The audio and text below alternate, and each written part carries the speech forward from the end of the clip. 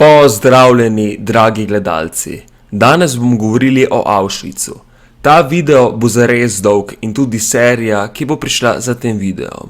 Ta video sem delal res veliko časa. Bilo je res naporno in zahtevno, ko sem pripravljal material za ta posnetek, ko sem ga urejal ter cenzuriral. Zdi se mi pomembno, da tisti, ki niste bili v Auschwitzu ali drugih koncentracijskih taboriščih, slišite, kaj se je dogajalo tam, v tovarni smrti. Si predstavljate, kaj to pomeni?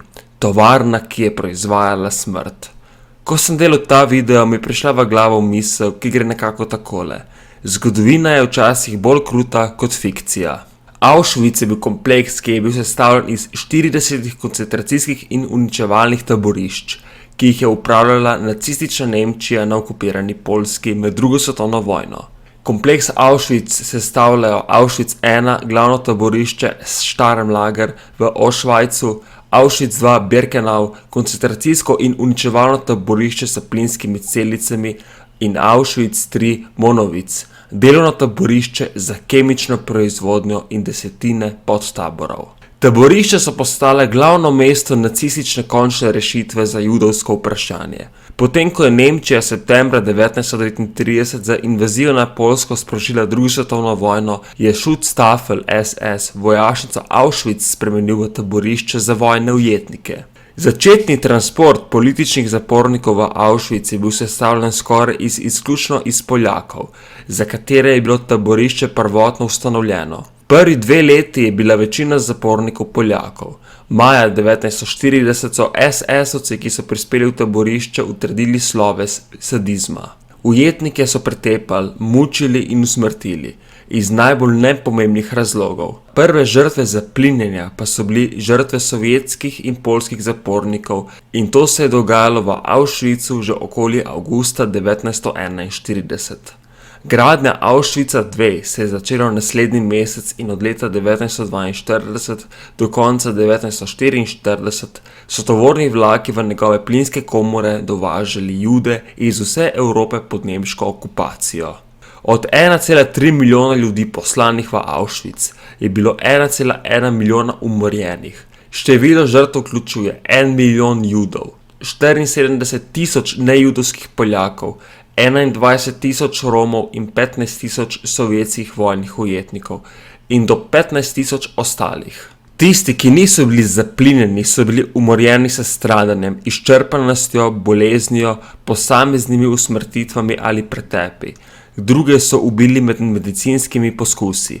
Najmanj 800 zapornikov je poskušalo pobegniti, 144 uspešnih.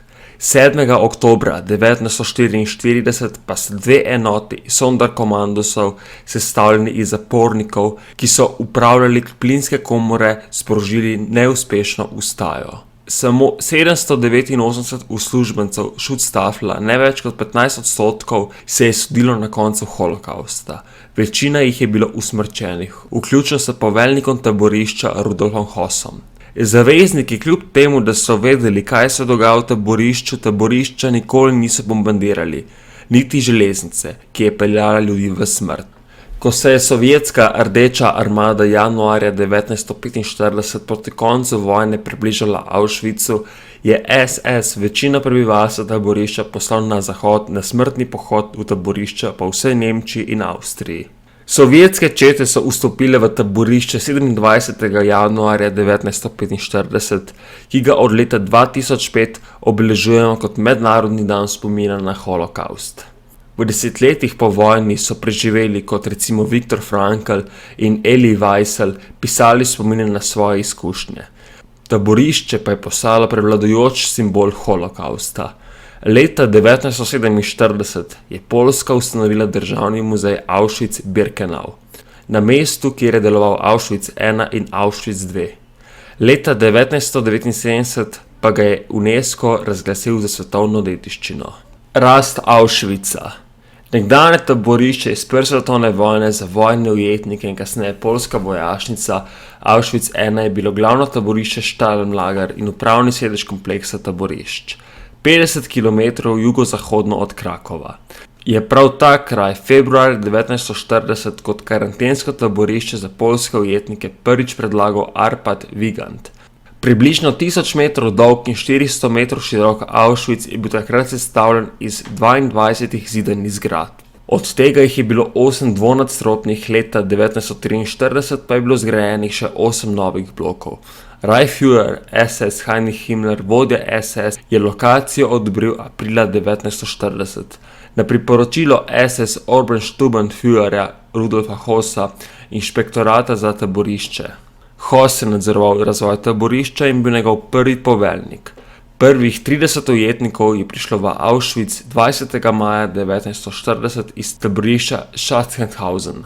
Prvi množični transport v koncentracijsko taborišče Auschwitz se je zgodil 14. junija 1940, ko so pripeljali 728 poljskih moških političnih zapornikov, vključno s katoliškimi duhovniki in Judi iz Tarnova na Poljskem. Dobili so serijske številke od 31 do 758. Do konca leta 1940 je SS zaplenil zemljišče okoli taborišča, da bi ustvaril 40 kvadratnih kilometrov interesnega območja, ki so ga nadzorovali SS, Gestapo in lokalna policija. Do marca 1941 je bilo v taborišču zaprtih 10.900 ljudi. Večina od njih je bilo Poljakov. Zapornikovo prvo srečanje za Auschwitzom, če so bili registrirani in ne poslani naravnost v plinsko komoro, je bilo v sprejemnem centru za zapornike blizu vrat z napisom Arbeit macht frei, kjer so jih utetovirali, obrili, razkužili in jim dali črtaste uniforme. Center, ki je bil zgrajen med letoma 1942 in 1944, je vseboval kopališče, pralnico in 19 plinskih komor. Krematorij 1 so začeli graditi v Auschwitz 1 konec junija ali v začetku julija 1940. Krematorij sprva ni bil namenjen množičnim ubijanjem, ampak ujetnikom, ki so bili usmrčeni ali kako drugače umrli v taborišču. Deloval je od avgusta 1940 do julija 1943.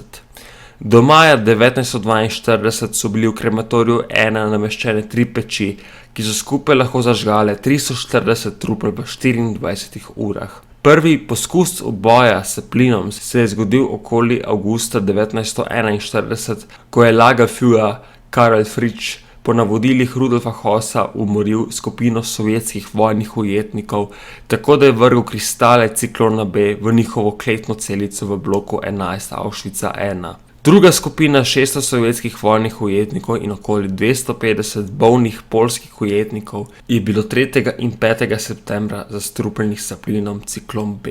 Mrtvašnica je bila kasneje spremenjena v plinsko komoro, ki je lahko sprejela vsaj 700 do 800 ljudi. Ciklon B so vrgli v sobo skozi reže v stropu. Gradnja Auschwitza 2 Birkenau. Taborišče za vojne ujetnike se je začel graditi oktobra 1941 v Brzinki, približno 3 km od Auschwitza 1. Prvotni načrt je bil, da bi Auschwitz 2 sestavljen iz 4 sektorjev, od katerih bo vsak sestavljen iz 6 podtaborišč s svojimi vrati in ograjami. Prva 2 sektorja sta bila dokončana, ostale so začeli graditi 1943 in ga ustavili aprila 1944. SS Sturmbannführer Karl Bischoff je bil arhitekt in vodja gradnje. Na podlagi začetnega proračuna v višini 8,9 milijona Reichsmark so njegovi načrti zahtevali, da bi vsaka baraka sprejela 550 zapornikov, vendar je to pozneje spremenil v 744 na barako. Vsaka baraka je merila 35,4 x 11 metrov. Zaporniki so bili prikrajšani za osebnim prostorom. Imeli so zgolj 1 kvadratni meter za spanje in odlagane stvari, ki so jih prinesli s seboj. Ujetniki so bili prisiljeni živeti v barakah, ki so jih gradili. Poleg dela so se ponoči soočali tudi z mrazom. Posledično je večina zapornikov v prvih mesecih umrla zaradi pohladitve, lakote ali izčrpanosti v nekaj tednih. Približno 10.000 sovjetskih vojnih ujetnikov je prispelo v Auschwitz 1 med 7. in 25. oktobrom. Toda do 1. marca 1942 jih je bilo le še 945. Kar jih je preživelo, so jih premestili v Auschwitz 2, kjer jih je do maja večina umrla. Prva plinska komora v Auschwitz II je začela delovati do marca 1942. 20. marca je bil transport poljskih Judov, ki jih je Gestapo poslal iz Šalezije, je bil odpeljan naravnost s tovorne postaje v Auschwitzu v plinsko komoro Auschwitz II. Plinska komora so imenovali tudi Mala rdeča hiša, znana kot bunker SS. Zidana koča, ki je bila spremenjena v objekt za plin. Okna so bile zazidana in njene 4 sobe spremenjene v 2 izolirani sobi. Na vratih je pisalo za razkuževanje. Druga zidana koča, Mala bela hiša ali bunker 2, je bil predelana in delujoča do junija 1942. Poraba bunkerov 1 in 2 so ustavili spomladi 1943. Ko so zgradili nove krematorije. Čeprav je bunker 2 ponovno začel delovati maja 1944 za pobojem madžarskih Judov, bunker 1 pa je bil porušen leta 1943, bunker 2 pa novembra 1944. Načrti za krematorije 2 in 3, da sta imela oba prostor za peč, ki je bila velika 30 metrov x 11 metrov, v pritličju ter podzemno garderobo 49 metrov x 7 metrov. In plinsko komoro, ki je bila velika 30 metrov x 7 metrov. Garderobe so imele ob stenah lesene klopi in oštevilčene kljukice za oblačila. Žrtve so iz teh prostorov vodili na 5 metrov dolg ozek hodnik, ki je vodil v prostor, iz katerega so se odpirala vrata plinske komore. Komore so bile odznotraj bele, tuši pa so bili pritrjeni na strop, tako da so spominjale na prhe. Dnevna zmogljivost krematorijev je bila 340 trupel v krematoriju 1, po 1440 v krematorijih 2 in 3 in po 768 v krematoriju 4. Do junija 1943 so delovali vsi 4 krematoriji, vendar krematorij 1 po juliju 1943 ni bil več uporabljen. Tako je bila skupna dnevna zmogljivost 4400 sežganih ljudi na dan. Čeprav je Sonderkommando z nalaganjem 3 do 5 trupel naenkrat lahko sežgal približno 8000 trupel na dan. Po pregledu večjih lokacij za novo tovarno za proizvodnjo sintetičnega kavčuka, ki je bistvenega pomena za vojno, je nemški kemični konglomerat izbral lokacijo v bližini Monivajc, približno 7 km vzhodno od Auschwitza 1. V letih 1943 in 1944 je v obratu delovalo 35 000 ujetnikov. Vsak dan jih je 32 umrlo, zaradi bolezni, delovnih obremenitev in zaradi podhranjenosti. V 3 do 4 mesecih so v taborišču vse delavce spremenili v hodeče okostnjake. Pazniki so zapornikom nenehno grozili s plinskimi komorami, nad taboriščem pa je bil močan vonj iz krematorijev v Auschwitzu 1 in 2. Nekaterim zapornikom so dodelili oblastne položaje, kot recimo Sonderkommando. Ker so imeli ogromno moč nad zaporniki, so si pridobili slove sadistov. Zelo malo jih je bilo po vojni preganjenih, ker je bilo težko ugotoviti, katera grozodejstva so bila storjena po ukazu SS. Od leta 1942 so bili bolj poznani kot Sonderkommando, posebni odred. V letih 1940 in 1941, ko je obstajala ena plinska komora, je bilo takih zapornikov 20. Konec leta 1943 jih je bilo še 400 in do leta 1944 med holokaustom na Madžarskem pa je število naraslo na 874. Sonderkommando so odstranjevali blago iz trupla iz prihajajočih vlakov, vodili žrtvo garderobe in plinske komore, nato odstranili njihova trupla in vzeli njihov nakit, lase, zobozdravstvene izdelke in vse plemenite kovine iz njihovih zob. Vse to je bilo poslano v Nemčijo.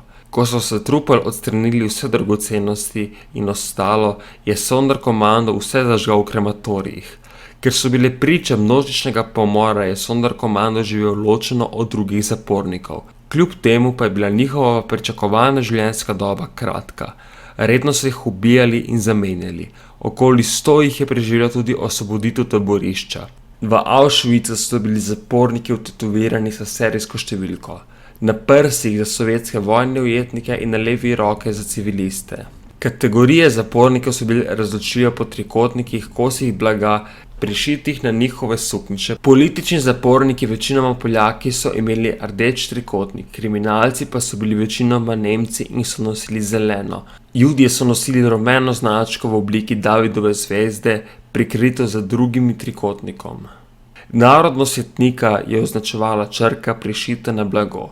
Obstajala je rasna hierarhija z nemškimi zaporniki na vrhu, sledili so nejudovski zaporniki iz drugih držav, judovski ujetniki pa so bili na dnu. Deportiranci so bili v Auschwitz pripeljani v bednih razmerah, natlačeni v tovorne ali živinske vagone. Upam, da vam je bil današnji komentarec všeč. Če vam je bil všeč, pritisnite like in se naročite. Hvala in lep dan.